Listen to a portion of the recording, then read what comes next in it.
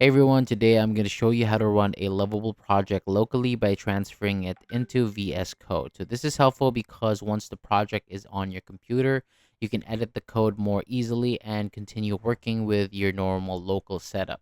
So to start, open your lovable dashboard and go to the section where all your projects are listed. So find the project that you want to work on and make sure you are selecting the correct one before opening it. So once a project opens, go to the code section at the top. So this is where Lovable lets you view the project code and get what you need for local editing. So from here, you can either download the file or copy the code manually. Downloading is useful if you want to open the file directly on your computer, and copying is also fine if you already have a file ready in VS Code.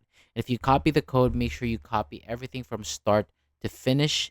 And if you download the file, check where it was saved so that you can find it easily. After that, open Visual Studio Code. And if you downloaded the file, open the file or its folder, and if you copy the code, create the correct file, paste the code, and save it with the right file extension so VS Code can recognize it properly. And once the code is inside VS Code, you can reformat it, check for warnings, and review everything to make sure that everything is. If there are setup commands, you can run them using the VS Code terminal, and that is the full process.